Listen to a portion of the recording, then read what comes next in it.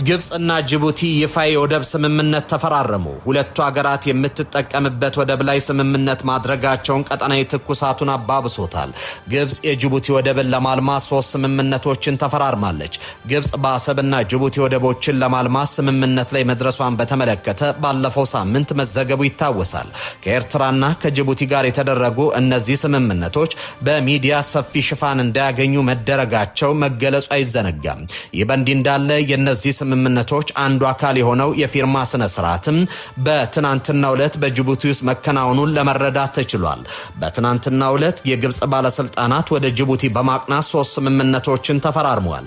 ስምምነቶቹን የፈረሙት የግብጽ ኢንዱስትሪና ትራንስፖርት ሚኒስትሩና ምክትል ጠቅላይ ሚኒስትሩ ካሚል አልዋዚር በጅቡቲ ወደቦችና ነፃ ዞን ባለስልጣናት ጉብኝት ባደረጉበት ወቅት ነው። የመጀመሪያው ስምምነት በጅቡቲ ወደብ ላይ ዘርፈ ብዙ አገልግሎትን የሚሰጥ ትልቅ የኮንቴነር ተርሚናል መገንባት ነው የሚል ነው።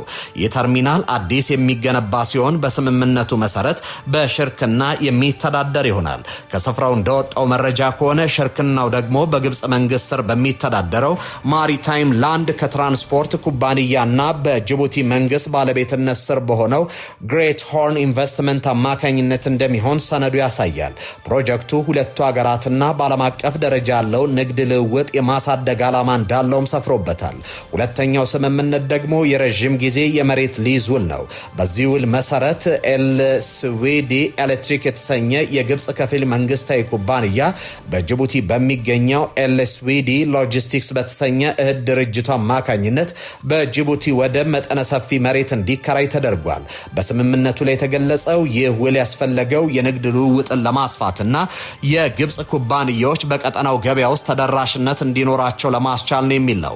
ሶስተኛው ስምምነት በጅቡቲ ዶራሌ የኮንቴነር ተርሚናል 100 ሜጋዋት የሚያመነጭ አረንጓዴ ፀሐያማ ኃይል መትከል ላይ ያተኩራል።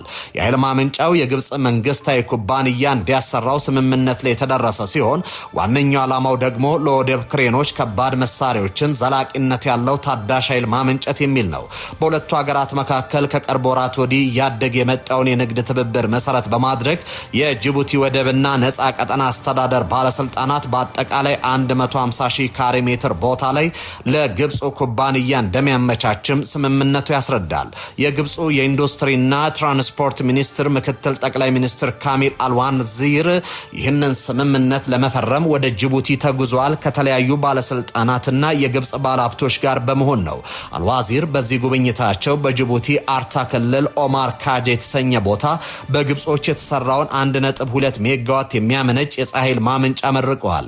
ግብጽ በቀጣይ በጅቡቲ ውስጥ የመንገድ ግንባታን ጨምሮ በሌሎች የወደብ ልማት ስራዎች ላይ የመሰማራት እቅድ እንዳላትም አስታውቋል። ይህ በእንዲህ እንዳለ ባለፈው ሳምንት ዘናሽናል ጋዜጣ እንደዘገበው ግብጽ የአፍሪካ ቀንድ አካል ከሆኑ ከኤርትራ ከጅቡቲ ጋር ወደቦችን ለመገንባት ስምምነት ለማድረግ የወሰነችው በአባይ ወንዝ ጉዳይ በገባችበት ውዝግብ በኢትዮጵያ ላይ ያካሄደች ያለችው ጫና አንዱ አካል ነው ተብሏል።